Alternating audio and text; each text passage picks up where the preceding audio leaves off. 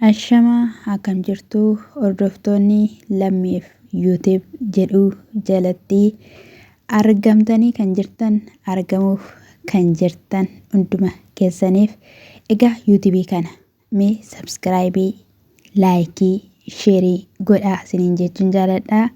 Ani immoo qiddoo YouTube qimamiyyee mana madaamin jedhama jechuudha.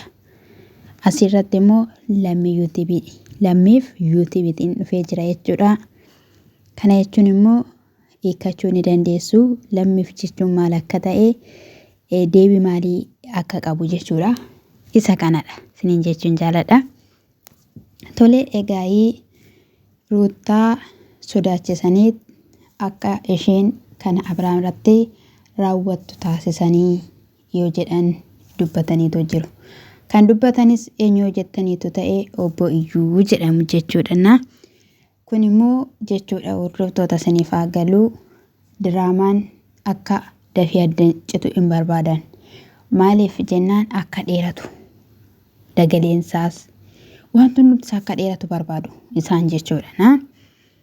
Egaa ta'uyyuu malee jechuudha akka Iyyuun jedhutti waa'ee Ruutaa waa'ee Abrahaamidhaa fi gaa'elli isaanii tokko akka ta'uudhaa fi namoonni baay'een dhama'anii itti dadhabanii turanii.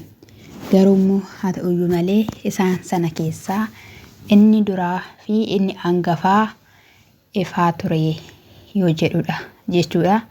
Isuma dhugaa dubbachuudhaa fi ifaanii yeroo achi haree waan arge dubbata malee gaa'elli isaanii tokko akka ta'u waliin daa'ima isaanii akka guddisan waliin akka jiraatanii hin barbaada jechuudha. Haa ta'u malee egaa yeroo tokko akka namni yaade namaaf hin ta'u miti wanti baay'een akka inni yaade ta'uu didee jechuudha. Isa kanaaf isaan waameetu jira jechuudha Iyyuuni.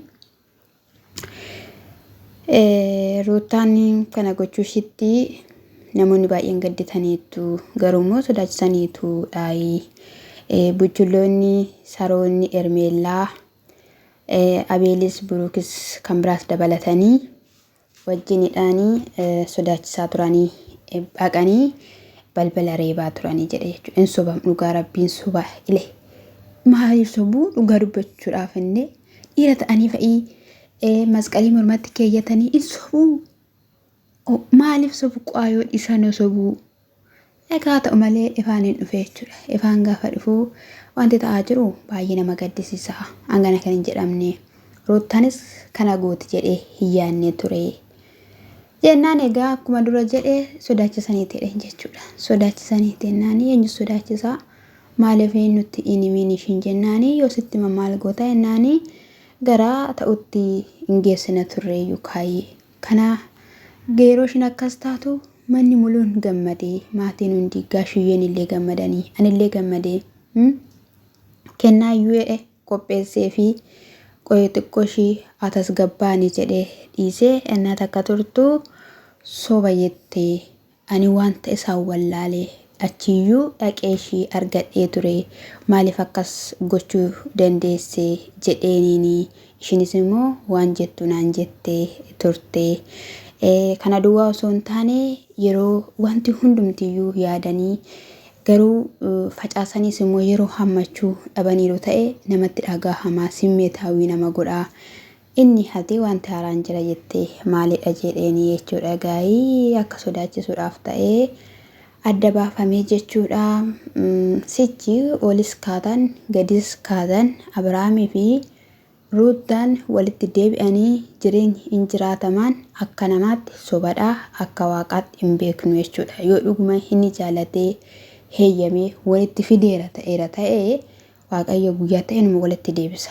Garuu immoo feeni waaqayyoo as keessa hin jiru taanaanii bakka dhumate jechuudha. Kana hunduma caala nama gaddisiisu jireenya isaanii kana keessatti mucaa dhalate sanadha. Dhugaa duudaa waan tokko ittiin beekne foolii abbaasaa kan hin argine. Ani dhugaa dubbachuudhaaf ani hin beeku jechuudhaani haatumti Ruutaa akkamittiin akka jiranii Ruutumti akkamittiin akka jirtu amma nama gaddisiisa jechuudha. Maaliif galatti kan galtee nan jiraadha jetteeti jireenya horadheen jireenya ho'aa ta'e nan milkaa akkuma namaa jan godhadha jetteeti. Ija toon godhatiin immoo kichootti jalaa yeroo hafuuf isa biraan mucaashii ani hin beeku jechuudha. waaqayyo dhugumaaniyyuu abbaa gaarii abaasuuf jenna malee wanta jennu hin qabnu. Egaa sanarratti atamma simmeetaawwi taatee jirtaa jechuudha. Isa kan isaatti odeeffata simmeetaawwi taatee jirtaa wanta baay'eedhaanii dura ofitti deebi'ii tasgabbaa'ii jennaani. Wanta nama tasgabbeessus maaltu jira reetii jechuudha. Abrahaamis yeroo inni akkana naan jedhu baay'ee na gaddisiise jedhe. Abrahaamin abaaree natti fakkaate ifaadhaan jechuudha. Maaliif jennaani Ruuttaa yeroo baay'ee dhaqee kadhateera. Yeroo baay'ee dhaqee haasofsiiseera. Abeelii fi immoo buraan immoo jechuudha.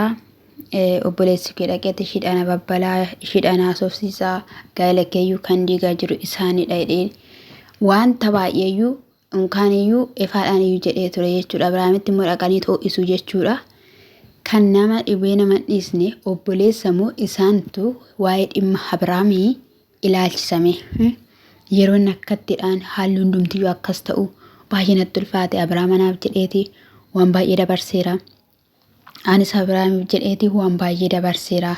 Garuu yeroo akkas ta'u baay'ee tokko nama gaddisiisaa hangana kan hin jedhamne dhagaayee kan jedhamaa ta'u jiru jechuudha. Sodaachisanis yoo ta'e sodaachisuus yoo baataniiru ta'e waraqaanni farramameera jechuudha. Kana booda wanta ta'u Abrahaam waan ta'u Ruuttaa waan taatu homaa tokko iyyuu hin beeknu. Garuu immoo miidiyaarra jiru mitire miidiyaa irratti hin argina jechuudha. Wallaalummaa isaaniitidha. Garuu immoo Ermeellaanii inaaffarraa kan kaate har'a osoo hin taane dura jalqabde. Yoomiyyuu Ermeellaanii Abrahaamii fi Ruuttaan iddoo tokkotti deebi'anii waliin akka jiraatanis hin barbaaddu. Akka ishiin kana hundumaa gootu kan taasise isaanumadhaayi. Ammayyuu wanta baay'eetu jira jedhanii ifaan immoo namni na abaareedhe osoo nama abaaruu keessaniitiin dura suuta jedhaa tasgabbaa dura eeyyuu garatti goruu laaltaniittu ta'e sanaa boodadha jechuudha. Sababuma gaayii maalirraa fuutaa maal hojjedhatta Ruuttaa biraa dura obboleessa keen gorsitu obboleessa keen deebistu jedheeni namni baay'een jechuudha. Nuti illee jechuudha jechaa isa turreedhaa fi kan akkatti narraabsamu jedhee sabiraan Abrahaam immoo